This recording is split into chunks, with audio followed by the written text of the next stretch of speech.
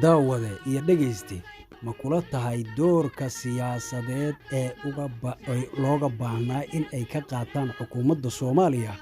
dagaalada ka holcaya gobolka Sool gaar ahaan magaaladiisa Laascaanood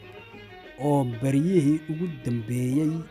si arxan darro ah ay isugu dagaalayeen dadka walaalaha ah ee Soomaaliyeed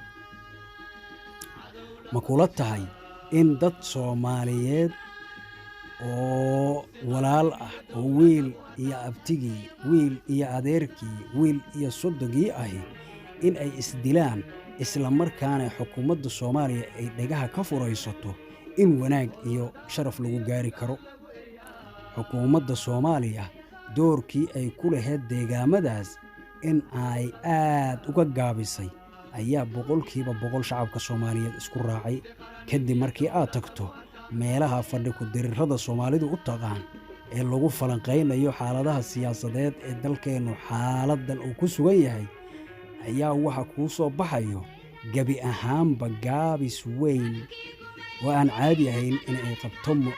xukuumadda Soomaaliya halkii laga doonayay in ay door siyaasadeed oo dadka lagu kala xallinayo in ay ka ciyaarto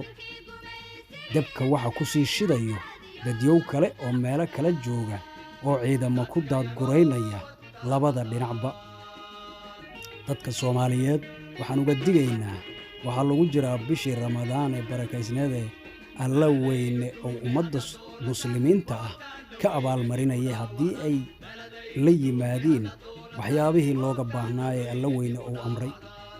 dadka Soomaaliyeed ee halka isku laynayo baaq waxaan ugu diraynaa in ay joojiyaan xabadda isla markaana miiska wada hadalka isugu yimaadaan si loo gaaro xal waara oo meel dhaxa ah oo aan ahayn qolo in loo hoggaansanaado sidaas lamida doorka ugu weyn ee aan isleeyahay waa lagu midoobi karaa ama waa lagu kala tegi karaa waxa qaada karta xukuumadda oo hoggaaminayo ninka lagu magacaabo Korneyl Muuse Biixi Cabdi Korneyl Muuse oo ah runtii nin military ah aad iyo aadna u maskax adag rabana inuu rabitaankiisa mar walba oo wax ku xalliyo ayaanay muuqan in ay u suura galayso balse ay tahay inuu go'aan kala qaato si dhiigga daadanaya ee Soomaaliyeed loo badbaadsho aragtida waxa qaba dadka aqoonta iyo u leh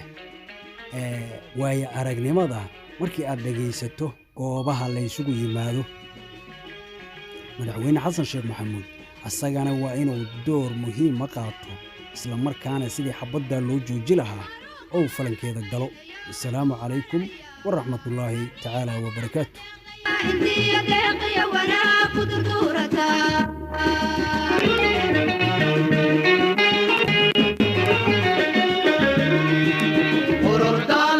dugaag lagu eriyaa